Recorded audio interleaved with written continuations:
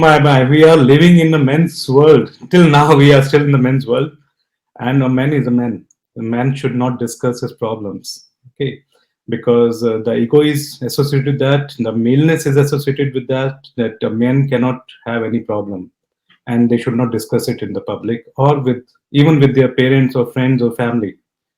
Welcome to Shruti Outloud, a podcast where I invite guests from different walks of life to share their stories of following their passion, success, and happiness, which in turn motivates our listeners to follow their heart. Hi, and welcome back to Shruti Outloud podcast. Guys, first of all, a very happy new year. I really hope that 2022 was wonderful to you, and I also hope that the this year 2023 is going to give you a lot of happiness, a lot of joy, a lot of success, and anything that keeps you going on. And well, that is the motive of this podcast also, that we keep bringing you guests who bring in something from their life, maybe a story, maybe some motivation, maybe something that you need to know to keep going on in your life in a productive way, in a healthy way. And yeah, that's all Shruti Outloud podcast is about. So talking about today's guest, today's guest is somebody who is going to talk about a topic that we have never really discussed on this podcast before. Like, yes, we have had different people from different, I would say, different niches, but this is something that we have never talked about. So I'm quite excited about this episode. Here in this episode, we will be delving into the world of male reproductive health with the help of leading andrologist and expert Dr. Gautam. So, we will be talking about topics related to the male reproductive system, including common health concerns, treatments, and strategies for maintaining good reproductive health. So, whether you are a man looking to better understand your own reproductive health or simply interested in learning more about this important field, then this episode is for you, then this podcast is for you. So, let's bring Mr. Dr. Gautam Banga on board and start the conversation with him. Hello, Dr. Banga. Hi, Shruti, how are you doing? It's a I'm doing really well. Thank you. So, how's the new year going on for you? The first week has been quite wonderful, I would say. I have been productive, and yeah, looks like it. I'm going to keep going on with that for the rest of the year. So that is what I'm looking forward to. Yeah, we How should about really. you?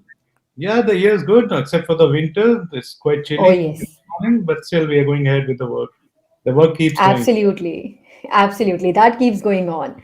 And I totally agree with you on the winter part that here right now in Delhi, it's so chilling. Like every day when you wake up, it's a task. It's a task to get out of the bed and be like, okay, you know what, you have to keep going on, you have to work. So I think everybody's just pushing themselves to keep going on. Yeah, just wait for the good weather to come in. But it's winter is Yeah. also enjoyable. You can enjoy the winters also. Yeah, that is true. And also, I think it's more or less about just 2, 3 weeks more, and then we are back to the changing season, and then again we'll be talking about summers, and then it's an ongoing cycle, really. So we can now start with a discussion about the andrology issues and what. Absolutely.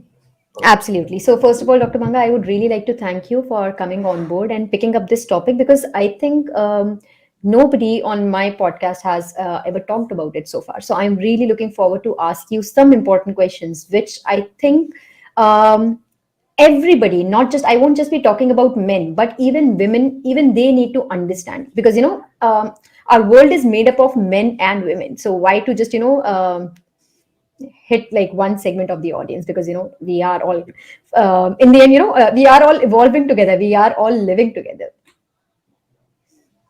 Yeah, so andrology, since I'm an andrologist, so I'll give you a brief idea about the andrology.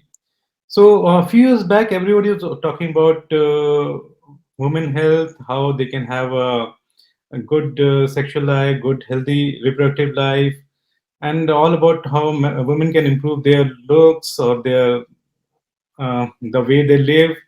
But somewhere we feel that the men's are left behind. And so andrology is all about bringing awareness about those things and to actually treat men whether they are facing any issues with their sexual health, or whether they have any issue with their reproductive health or male infertility.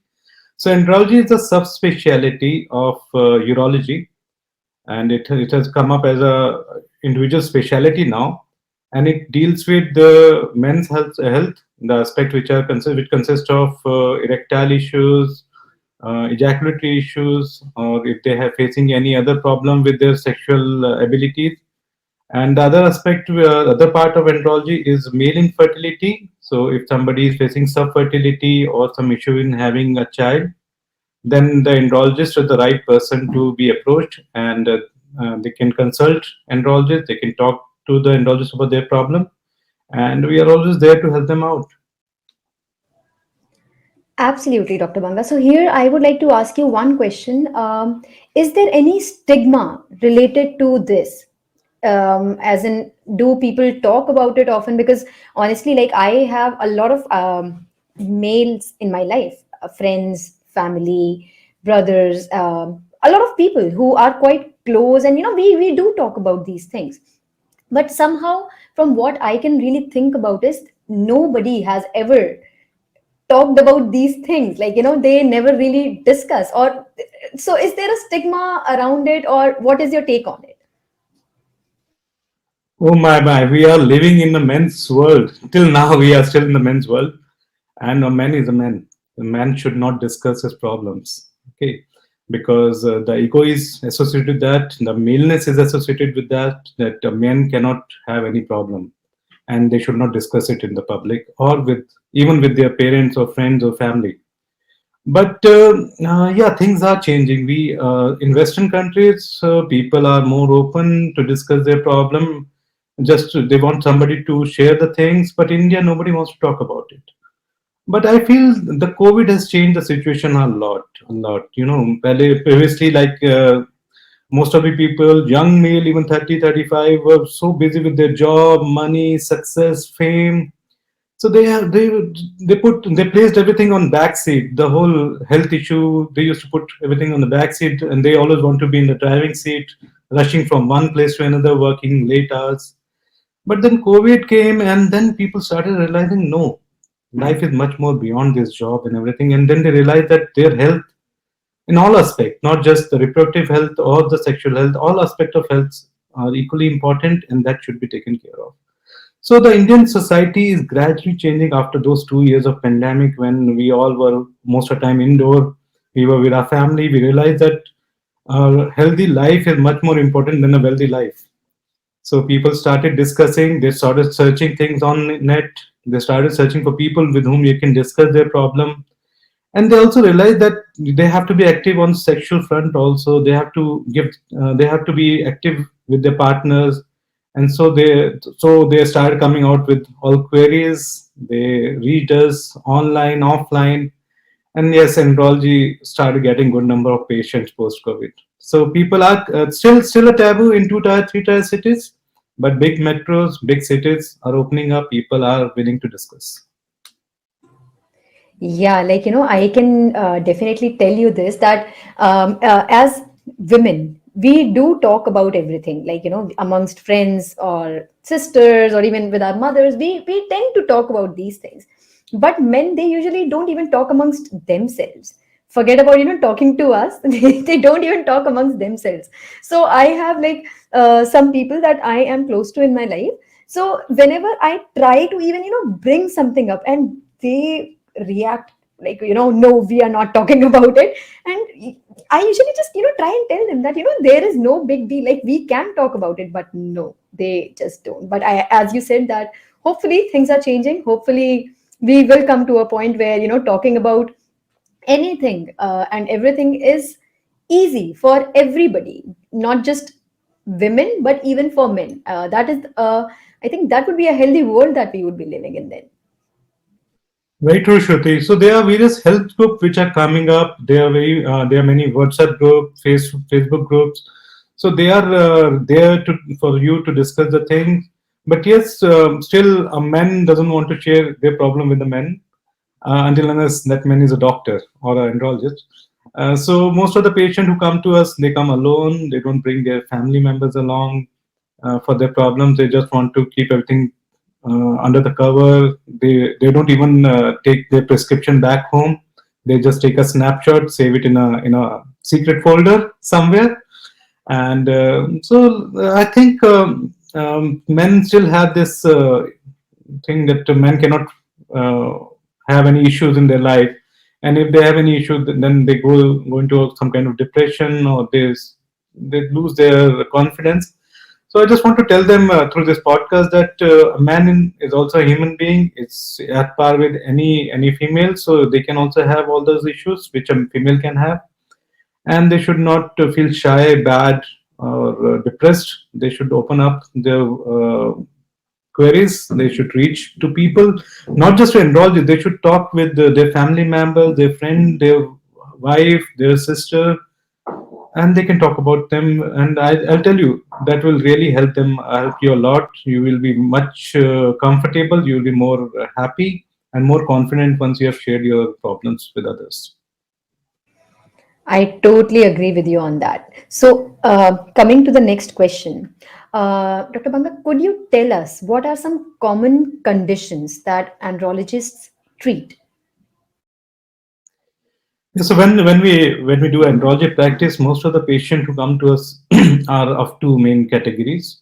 One is sexual dysfunction, in which a patient can have decreased desire, libido is on the lower end, or they are not able to perform well in their sexual activity. They are either facing erectile issues or premature ejaculation. They can have situational issues also when they are comfortable with at one place and not at other place. A male in their late 40s or late 50s, they will have some deformities of genitals, and then they are not able to do sexual activity with that. So that is one category of patient who frequently come to us for consultation and examination, and if they require, we provide them treatment. The second category of patient who comes to us are having male infertility or subfertility. So these are the patients who have either low sperm count, or the sperm count is not there, it's a zero, it's which is known as azoospermia. And some people have secondary infertility, that they have one child, and then after a long gap of 5-10 years, when they try to have another child, they're not able to have the pregnancy. So that's the second category, and we take care of both kind of patients, and that's what andrology work is all about. Right. Dr. Banga, here I would like to again go a little off the list of our questions. So these days, as we know that a lot of people are living a very stressful life, and they are going through some medical treatments or some medicines which clearly mention that this is going to affect your libido, this is going to affect your I don't know how to say it, but maybe the desires. So what would you like to say about this part, because this is becoming a norm?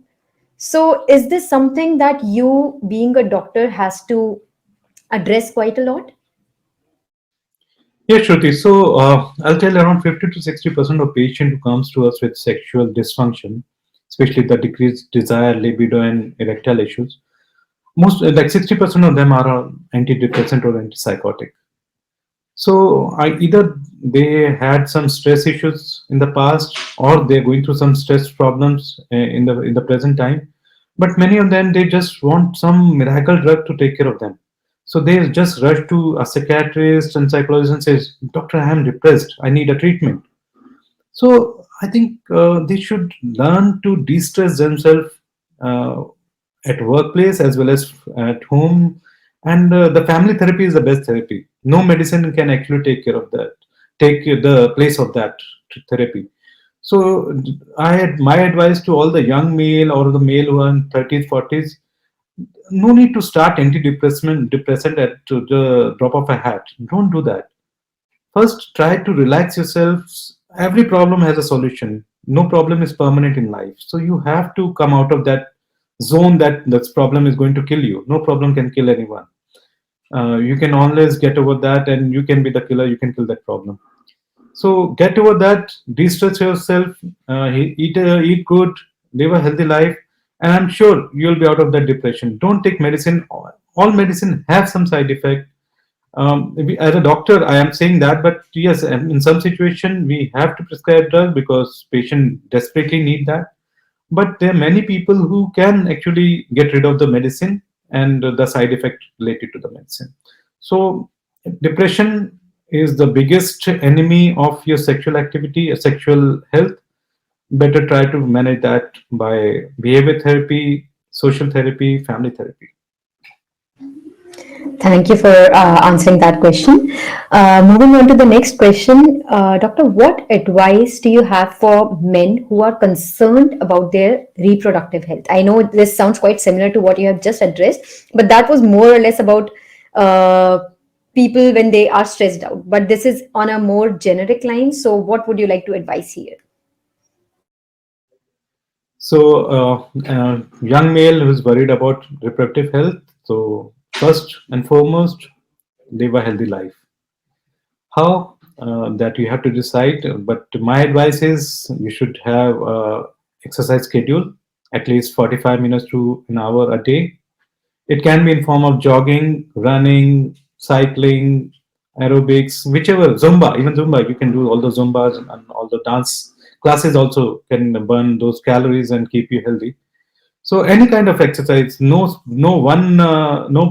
single exercise can actually be helpful. You can just do a mix and match. You can combine all the things that will keep you more motivated. So one day you can have a cycling, other day you can have a Zumba class. Second is manage your work timings. Don't kill yourself over work. No sense in working from 8 till 12 midnight. You'll not have time for the family. You'll not have the time for the partner. So the question of sexual activity doesn't come in. So restrictive working hours. I know there are some days when you have to work for long hours, but some other days you should take out time, give yourself a break, eat healthy. Um, I know nowadays everybody is moving toward junk food because that easily you can prepare easily or you can get it through all the online apps. But if you can make a good meal for yourself in a day, do that. That will keep you engaged also, and you can select what you want to eat. Sometimes online apps doesn't give you much of an option of healthy options, but you should always make a one meal a day. You should prepare yourself in a healthy way, and that will keep you running and going. Addiction should be on the minimal.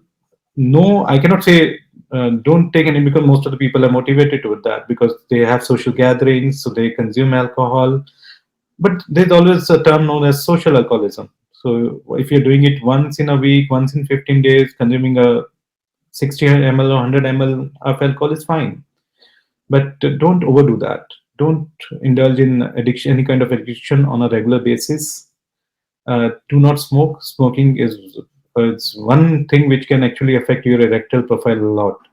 So if you're consuming, if you're taking, say, if you're smoking cigarette, 4 or 5 cigarettes a day, even that can actually damage the things. It can do a lot of damage over a long period of time. So exercise, healthy food, de-stress, give yourself some time to relax, talk to your family, and say no to alcohol, smoking, and any kind of addiction. And don't consume too many drugs as antipsychotic or antidepressant, as I mentioned earlier. Right. And you're so true about these apps that are there out there in the market to sort of, entice you at every meal. But the idea is to keep reminding yourself that, the healthier option is at home. So try and go for that. Yeah, so I'm not against those apps. I know they are very handy, and even I use those apps quite frequently because my Yeah, kids are taking that. But as I said, one meal should be at home and a right. good healthy meal. Right, absolutely. So that's what, they yeah, they are there to entice you, but you have to keep reminding yourself that, you try and maybe eat something at home, otherwise it's always there. And there are a lot of options who also give the organic and this and that. There's everything in the market right now, but yes, we have to keep that in mind. Dr. Banga, here, as you mentioned that the smoking part, um, I would also like to ask you that yes, cigarettes, when we talk about cigarettes, yes, that point has been taken care of. But the ongoing issue that we know among the youth is that the smoking up part. whether it's weed, marijuana, hash, or whatever you want to call it. So how does that impact? Is there like, have there been studies? Because honestly, I haven't really heard about it. I haven't heard anything about it. So could you maybe shed some light on this as well? Yeah. So, Shruti, again, the thing is, anything which is addiction going to harm you. Anything in excess affects. I'm not promoting anything. First of all, I want to make it very clear: I'm not promoting anything. These recreational drugs are there in the market, but the thing is, then these patients doesn't come to us with a proper history that they are taking these recreational drugs. So very difficult for us to analyze the side effect of these drugs on a long-term basis. Smoking is something which everybody comes up and say that yes, they smoke, and we also try to elicit this history, whether you're smoking, how many cigarettes you're smoking, and for how long you're doing this. But people always try to hide the history or the knowledge about the recreation drug, because these are always in the category of addiction. So any addiction is not good for health. Okay, and these recreational drug which can actually lead to addiction should be avoided. If you have consumed it once in the past or twice in the past, it's fine. I'm not, again, I don't know, I'm not propagating, I'm not telling people to do that.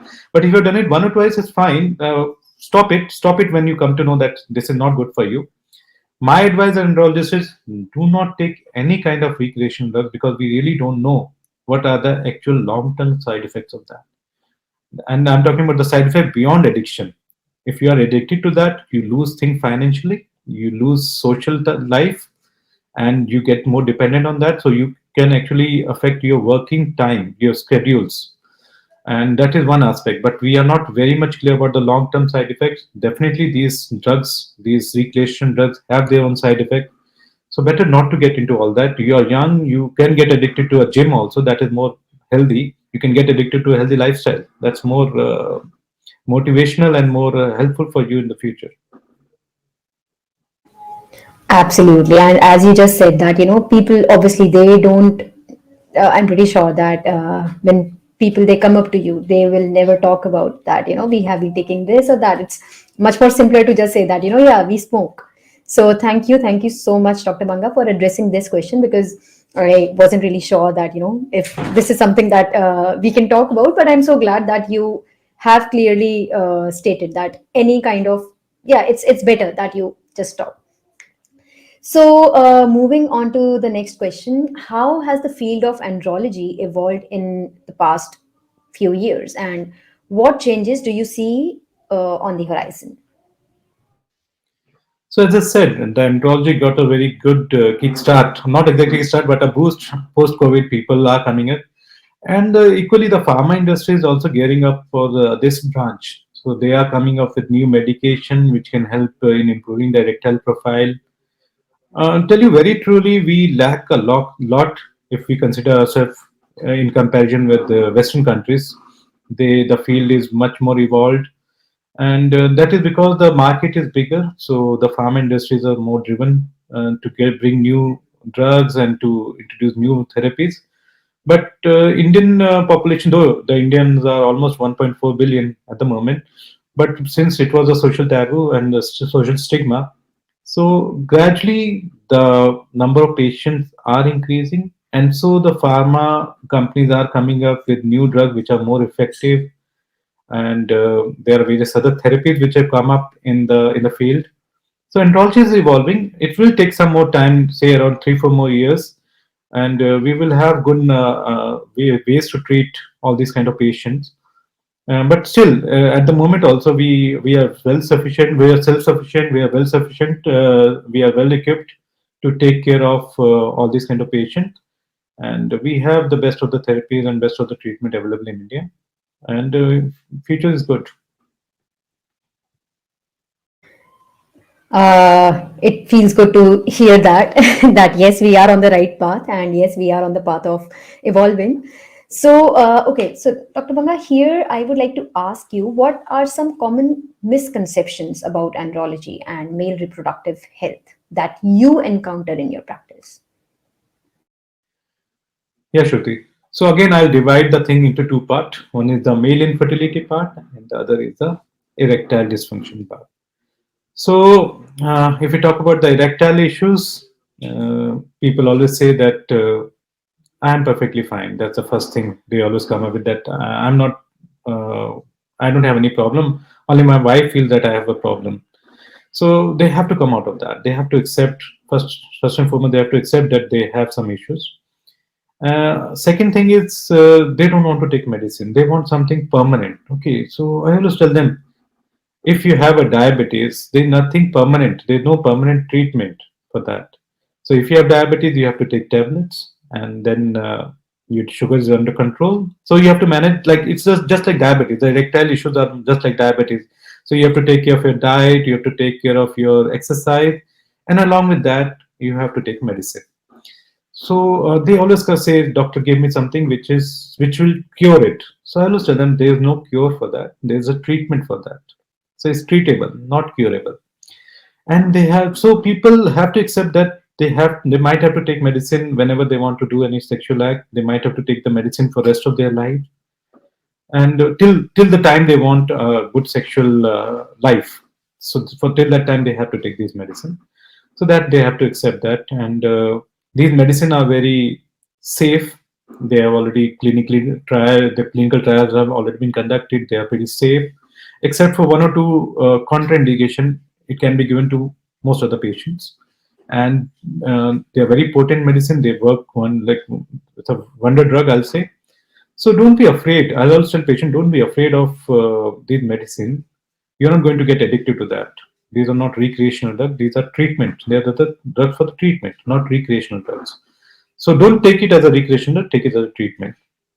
If you talk about the male infertility, again, the since it's a social stigma, so they don't want to go for a even for a simple semen analysis, because they are afraid that if something is found wrong in them, then they will be considered the culprit. So they don't even go for a proper checkup.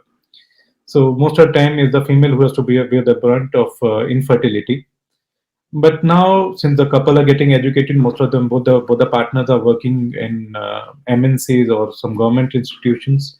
So they come together, and most of the time we subject both the partners for investigation to find out the cause.